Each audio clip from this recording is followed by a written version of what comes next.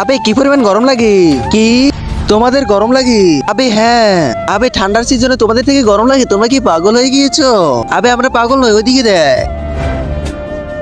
এত বেশি ঠান্ডার ভিতরে এরা কিভাবে আইসক্রিম খায়? এটা হতে পারে না। হতে পারে। আবে বিজ্ঞানী আপনি আসছে, ভালো হয়েছে। দেখেন না, এরা সব পাগল হয়ে গিয়েছে। এদের এই ঠান্ডার ভিতরেও গরম লাগে। এদের সবাইকে ঠিক করে দেয়। আমি ওদের ঠিক করতে পারবো না, কিন্তু তোকে এদের মতো পাগল বানাতে পারবো। আবে আমি পাগল টাগল হবো না।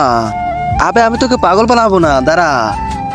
এই দেখ, আমি এক ওষুধ বানিয়েছি। এটা গেলে অনেক বেশি ঠান্ডার ভিতরেও মানুষের থেকে গরম লাগবে। আবে এটা তো তোমার প্রথমেই বলা উচিত ছিল। দাও আমাকে এবার, আমিও খাই। আবে আমি এই ওষুধটা তখনই দিই যখন যে নিবে সে আমার একটি কাজ করে দেয়। করতে হবে কি বলো আমাকে, আমি করে দিব।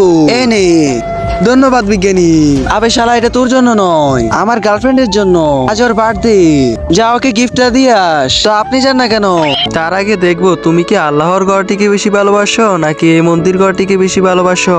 যদি আল্লাহর ঘরটিকে বেশি ভালোবাসি থাকো তাহলে এই ভিডিওটি একটি লাইক করে চ্যানেলটা সাবস্ক্রাইব করে দিবে। আর যদি মন্দির ঘরটিকে বেশি ভালোবাসি থাকো তাহলে কিছু করার দরকার নেই। আবে আমার কিছু কাম আছে এজন্য। কিন্তু যদিও আমার হাত থেকে নিতে মানা করে দেয় তাহলে না করবে না। এ নে, এই ওষুধ খাওয়ার সাথে সাথে তুই আমার মতো হয়ে যাবি।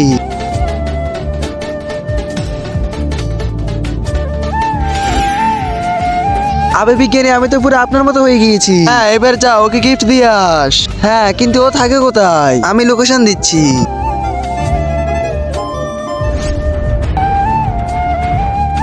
এটাই তো ঘর।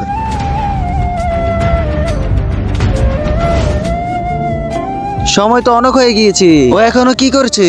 কল দেই। হ্যালো। আবে জলদি আয়, তোর কি ওষুধ লাগবে না? না এখন আর আমার ওষুধ লাগবে না। কেন? এখন আর আমার ওই ওষুধের গরম লাগবে না, কারণ এখন গার্লফ্রেন্ডের সাথে অনেক গরম লাগছে। কি বলো বেবি? বেবি আসো আসো। আবে তুই আমার গার্লফ্রেন্ডের সাথে কি করছিস? আবে দাঁড়া শালা, আমি আসতেছি।